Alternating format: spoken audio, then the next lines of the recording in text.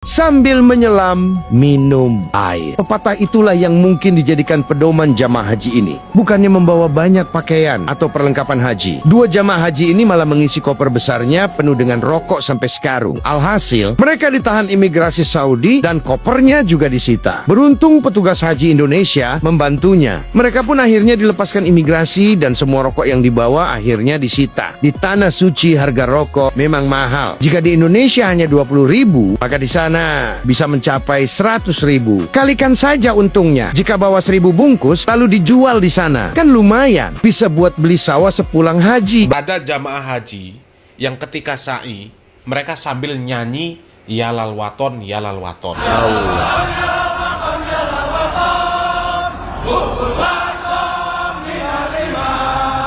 Pancasila. Satu. Kenapa Pancasila yang dibaca? Kenapa? Why? Malaysia juga terpilih sebagai negara pertama di dunia yang mengagihkan kad nusuk kepada para jemaah haji di dalam negara untuk musim haji kali ini.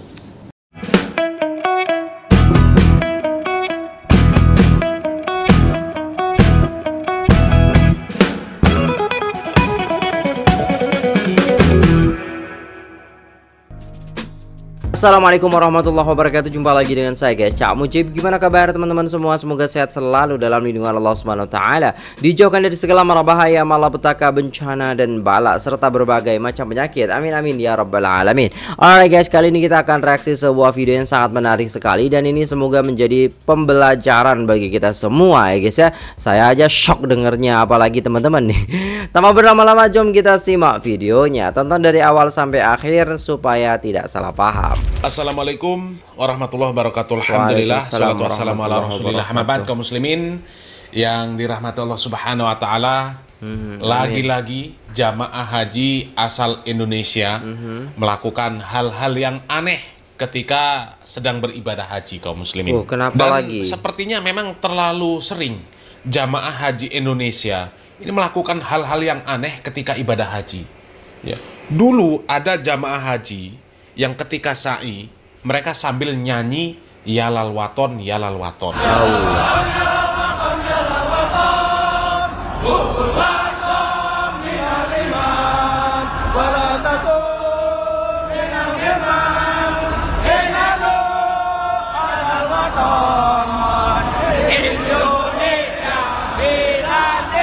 Kemudian ada juga yang sambil sa'i mereka baca Pancasila. Pancasila.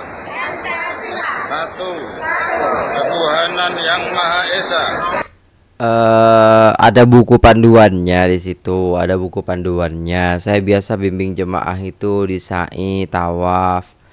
Nggak ada Pancasila, nggak ada ya lal waton, ya lal waton. Adanya adalah kalau di lampu hijau Rabbighfir warham. Ini lampu hijau. Lihat atasnya tuh guys. Rabbighfir warham wa'fu wa takarram wa tazawaz.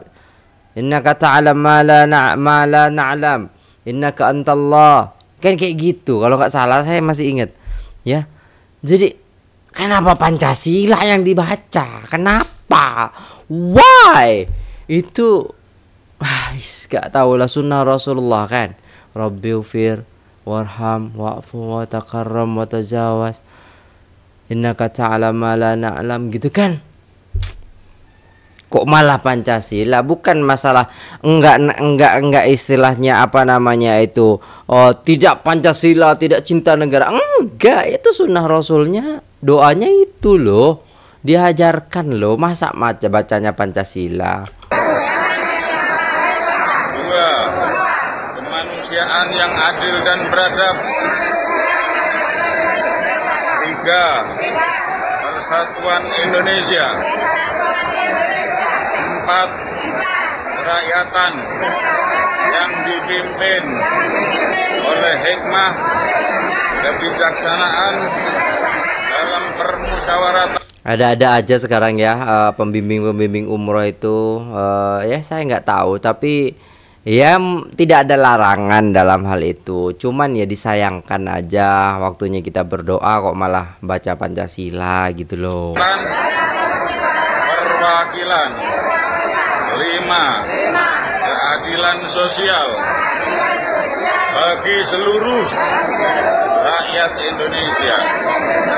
Nah, kaum muslimin ya, mereka sa'i sambil nyanyi ya lalwaton sambil baca Pancasila. Nggak tahu niat mereka apa. Mungkin niatnya mengenalkan Indonesia. Mereka bangga dengan Indonesia. Benar, Mungkin niatnya bisa, seperti itu, bisa. pengen memperkenalkan Indonesia. Ya, pengen menunjukkan kepada jamaah-jamaah yang ada di sana bahwa mereka ini adalah orang Indonesia. Ini kami Indonesia. Semangat gitu kan. Ya, supaya semangat. orang itu kagum gitu dengan Kagum, Indonesia. betul. Padahal itu justru memalukan. Bener. Memalukan. Ya, kalau bicara sah dan tidak sahnya ibadah haji, ya sah-sah saja. Ya, kalau sekedar nyanyi ya lalwaton, baca Pancasila, sah-sah saja. Ya, ngobrol nggak masalah, sa'i sambil ngobrol nggak ada masalah. Ya, mau zikir atau ndak zikir ya nggak ada masalah. Diem ya, ketika sa'i diem jalan nggak ada masalah. Ya, tapi yang jadi masalah ketika nyanyi ya kemudian bersama-sama seperti paduan suara itu mengganggu orang yang lain. Betul. Orang lain mungkin ada yang berzikir. Betul. Ya. Dan zikir itu lemah lembut, bukan teriak-teriak. Apalagi nyanyi. Ya, zikir saja, teriak-teriak mengganggu orang nggak boleh. Apalagi ini nyanyi, baca Pancasila. Hah? Ya mungkin tujuan mereka untuk berbangga-bangga lah ya. Kami orang Indonesia. Iya, orang Indonesia dong. Kami harus ini orang diakui Aswaja gitu ini loh, kan. punya Kita orang lagu Indonesia. ya lalwaton. Tapi selama saya di sana nggak ada, belum ada deh guys ya. Selama saya umroh ataupun membimbing jemaah gitu, mau dari manapun, belum ada gitu. Ada pembimbing yang seperti itu. Kalau yang sekarang mungkin ya mungkin, karena sekarang kan udah sedikit-sedikit viral. Jadi memang carilah apa nih yang buat bahan viral. Mungkin seperti itu ya Bang ya. Saya juga gak ngerti gitu loh. Saya tinggal di sana dan hampir dalam 1 bulan itu beberapa kali saya umroh dan membawa jemaah Indonesia dan Malaysia juga. Tidak menemukan hal itu gitu loh. Baik-baik semua, nggak yang melenceng-melenceng. Kita bimbing yang benar gitu kan, sesuai dengan apa yang ada di buku panduan gitu kan, sesuai dengan apa yang diajarkan oleh baginda Nabi Muhammad SAW. Bahwasanya ketika kita beribadah itu ya kita memang betul khusyuk beribadah, tidak membawa-membawa. Maksudnya ya berdoalah di situ gitu loh. Perbanyaklah berdoa meminta ampunan kepada Allah Subhanahu wa taala gitu loh ya. Kalau yang lain nggak punya, Muhammadiyah, Persis, Al-Irsyad, orang-orang Salafi, Wahabi nggak punya ya lalwaton, yang punya cuma kami Aswaja. Mungkin maksud mereka seperti itu. Ya, tapi itu justru memalukan kaum muslimin. Ya. Iya. Dan bukti apa yang mereka lakukan itu adalah sebuah kesalahan. Itu dulu pembimbingnya minta maaf kaum muslimin. Karena sadar apa yang mereka lakukan itu salah. Bener. Ya kalau mereka mau nyanyi masing-masing, nggak teriak-teriak, ya, sekedar didengar oleh orang yang nyanyi sendiri, nggak ada masalah. Tapi ini teriak-teriak seperti paduan suara, itu mengganggu orang lain. Orang ada yang berzikir, ya, dipikir semua sama di sana, Aswaja semua, NU semua. Ini kan aneh kaum muslimin ya. Dan ini ada yang lebih parah lagi kaum muslimin ya.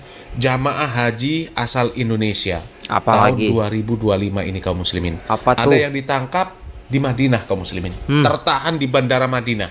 Karena apa? Mereka bawa rokok. Padahal mereka tahu bahwa mereka itu melakukan ibadah haji di negeri orang yang mereka sebut Wahabi. Dan Wahabi mengharamkan rokok. Lah kok ini kejadian lagi. Dulu saya juga istilahnya ada jemaah itu tahun 2013. Saya ingat masihan. Dan itu ya ditahan guys. Bener ditahan. Karena emang banyak banget. Dari satu koper itu isi 10 gitu. 10 slop kayak gitu guys ya. Mereka malah nyelundupkan rokok 4 koper. Dibawa 4 koper ini 10 aja kita ditanya gitu kan. Oh itu gak tahu sudah. Ke Madinah, dibawa ke tanah suci kaum muslimin. Coba, katanya paling toleransi. Toleransinya mana? Hah? Barang yang diharamkan dibawa masuk ke negara orang yang mengharamkan. Ini kan aneh. Ya, coba lihat video ini kaum muslimin. 4 koper milik jamaah haji Indonesia tertahan lebih dari 24 jam di Bandara Madinah. Koper itu diamankan sejak Senin, 5 Mei 2025, malam waktu Arab Saudi. Petugas curiga koper berisi barang terlarang yang melanggar aturan bea cukai setempat. Pihak bandara meminta pemilik koper hadir langsung untuk membukanya di hadapan petugas. Petugas Haji Indonesia sempat ingin mewakili pembukaan koper tersebut. Namun, otoritas bandara tetap bersikukuh pemilik koper harus datang langsung. Keempat koper itu milik jamaah yang sudah berada di pusat kota Madinah. Jarak dari pusat kota ke bandara sekitar 1 jam perjalanan darat. Kepala Dakar Bandara, Abdul Basir, membenarkan 2 koper telah dibuka petugas. Isinya adalah rokok dalam jumlah banyak yang melebihi batas aturan. Jamaah hanya diperbolehkan membawa maksimal 2 slop rokok saja. Iya bener, 10 aja ya, lebih dari itu aja dipertanyakan gitu loh ya. Ya ditahan, tapi habis itu ini cuman buat ini. Kalau dulu mungkin belum begitu ketat ya. Nah, masih negosiasi gitu kan. Aturan itu sesuai ketentuan imigrasi dan bea cukai Arab Saudi. Sisanya langsung disita petugas karena melebihi batas yang diperbolehkan. Sisanya betul. Rokok tersebut bisa diambil kembali jika jamaah membayar denda tinggi. Kepala Dakar Abdul Basir menyaksikan langsung proses penyitaan bersama 2 jamaah. Ketua Sektor 3 Abdul Rohim juga hadir mendampingi jamaah saat berita acara dibuat. Jamaah mengaku tidak mengetahui aturan larangan membawa rokok dalam jumlah besar. Nah ini alasan yang konyol kaum muslimin. Iya, masa nggak tahu. Kalau dikatakan jamaah nggak ngerti, itu alasan konyol. Lah pembimbing mereka kemana? Betul. Mutawif mereka kemana? Enggak bang, kadang saya ngerti sendiri pesanan dari pembimbingnya.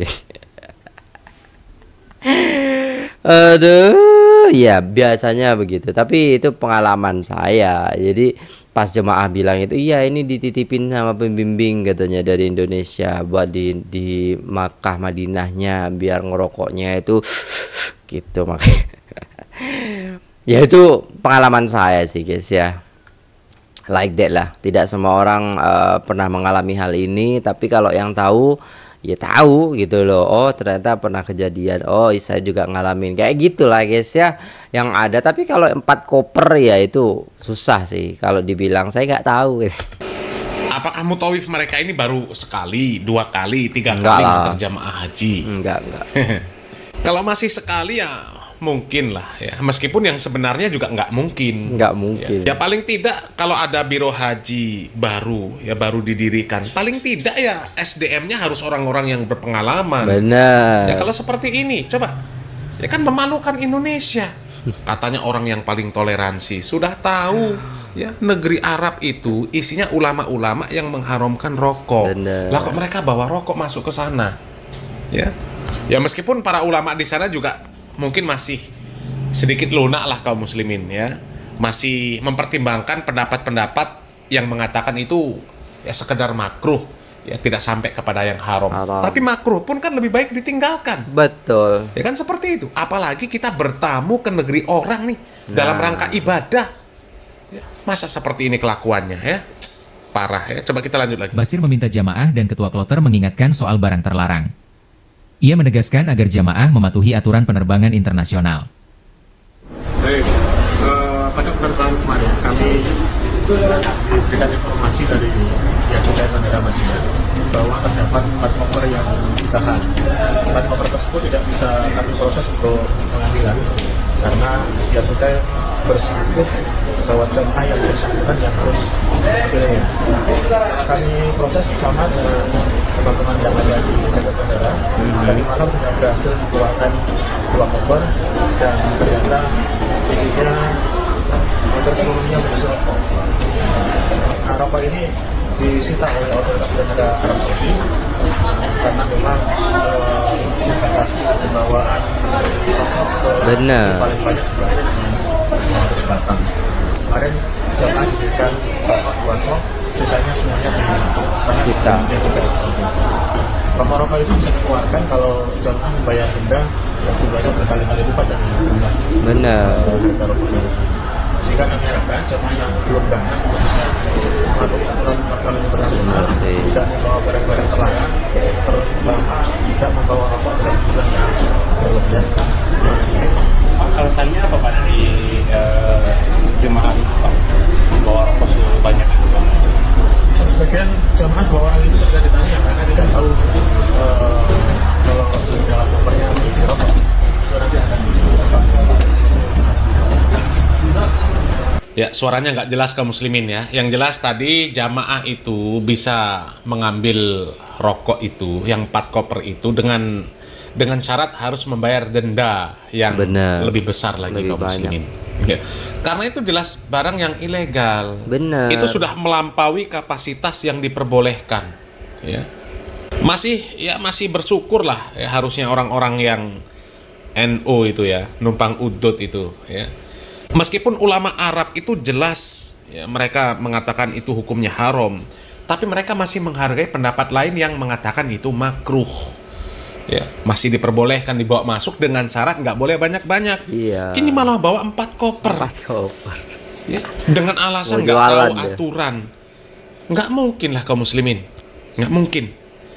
Ya, itu jangan-jangan memang sudah jadi bisnis mereka, nanti di sana dijual. Bawa 4 koper ya. Ya Allah ya Rob. Dijual itu.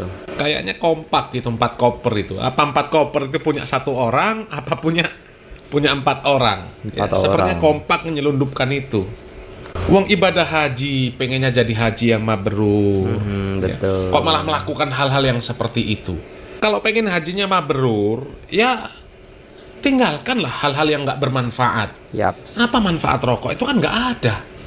Nggak ada manfaat rokok itu.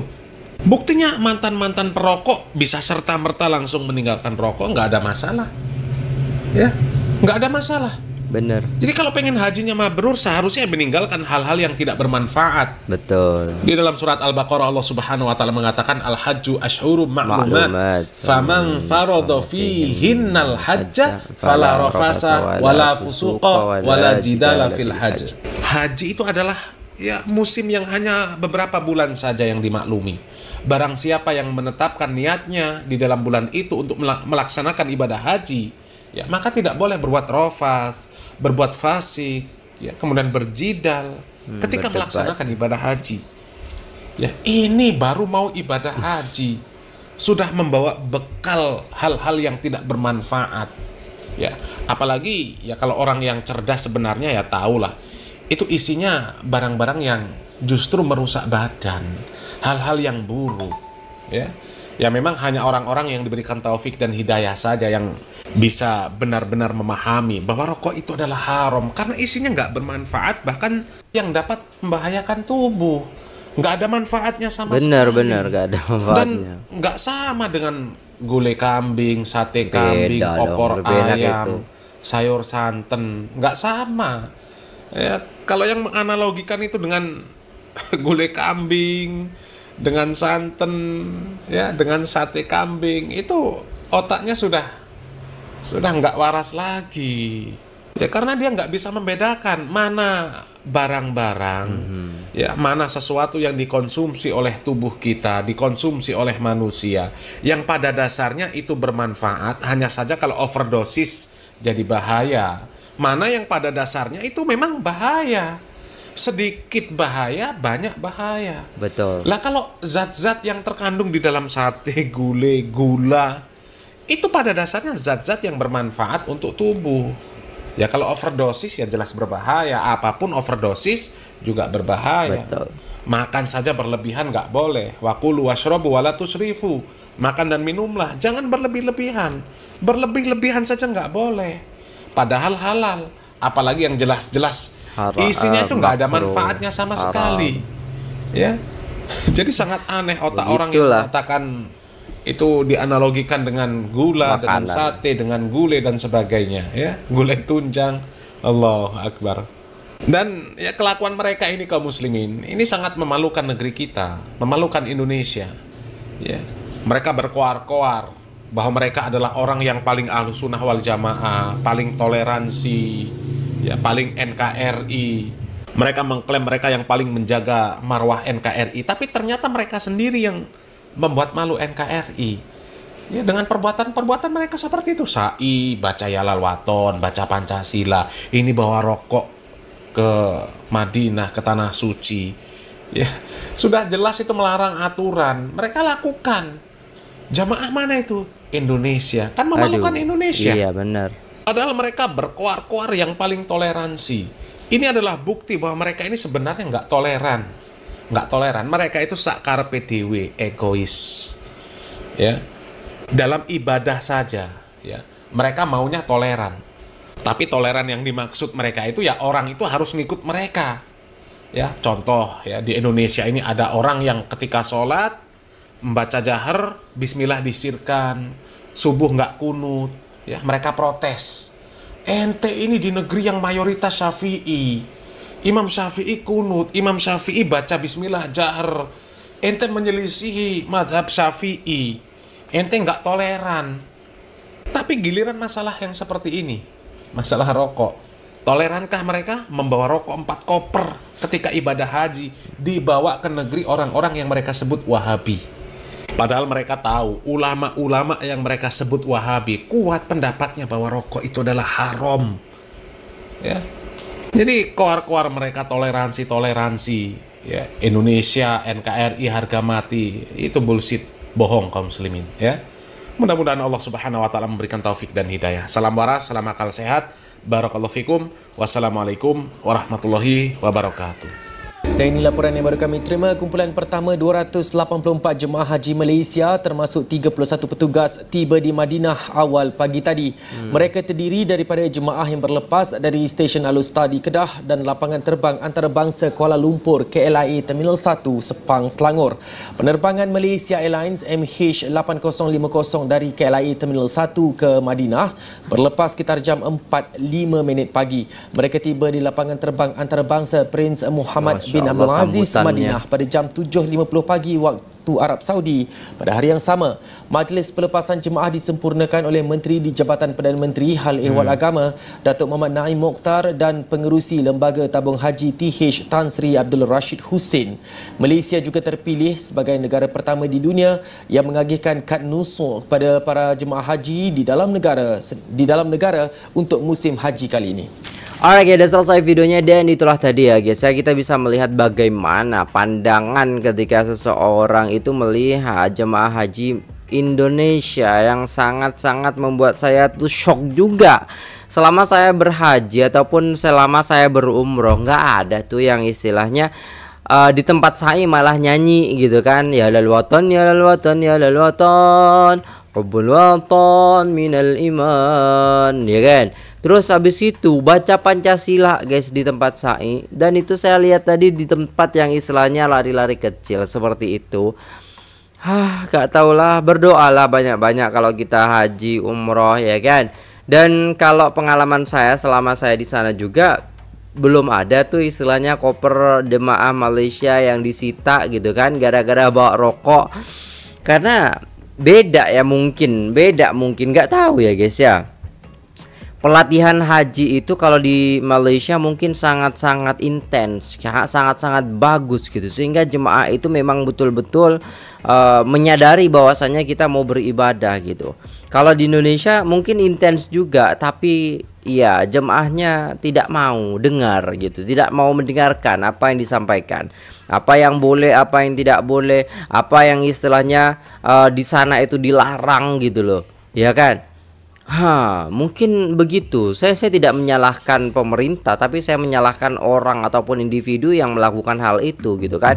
Karena memang pernah dulu juga kejadian waktu saya di sana, itu memang jemaah Indonesia gitu loh guys ya. Dan itu juga ditahan gitu loh guys ya, karena membawa rokok yang sangat banyak sekali. Jadi hampir setiap tahun itu oknum-oknum seperti ini itu ada gitu loh. Dan sampai di sana rokok itu kalau lolos dijual guys. Waktu saya haji aja ada jemaah saya mencari rokok gitu kan. Ada tuh orang Indonesia yang jualan rokok di Mina gitu kan. Yang istilahnya kita lagi itu mabit di sana. Terus tiba-tiba ada orang nawarin rokok pak, ya kan. Jadi tiba-tiba ada aja yang nawarin rokok gitu kan, yang harganya di Indonesia itu sekitar 35.000, di sana dijual jadi 50 real gitu guys ya. Baiklah, dan itu pengalaman saya yang saya bisa bagikan kepada teman-teman sekalian. Jadi intinya, yuk kalau kita istilahnya dipanggil oleh Allah Subhanahu wa taala untuk beribadah ke tanah suci ya, maka niat pure beribadah kepada Allah Subhanahu wa taala, bukan untuk berbisnis. Karena apa yang disabdakan oleh Rasulullah SAW, banyak nanti di akhir zaman yang berangkat ataupun yang umroh, yang haji bukan untuk beribadah semata-mata, tapi hanya untuk berdagang, tapi hanya untuk berwisata. Seperti itulah yang disabdakan oleh Rasulullah SAW. Maka jangan sampai kita termasuk yang disabdakan oleh baginda Nabi Muhammad SAW. Ya, maksudnya orang-orang yang ke sana bukan untuk beribadah lagi, tapi untuk berdagang, berbisnis, main-main, dan juga traveling gitu ya guys ya. Semoga bermanfaat. Terima kasih sudah tengok video ini sampai selesai. Jangan lupa like, share, komen, subscribe. Saya pamit undur diri. Wassalamualaikum warahmatullahi wabarakatuh.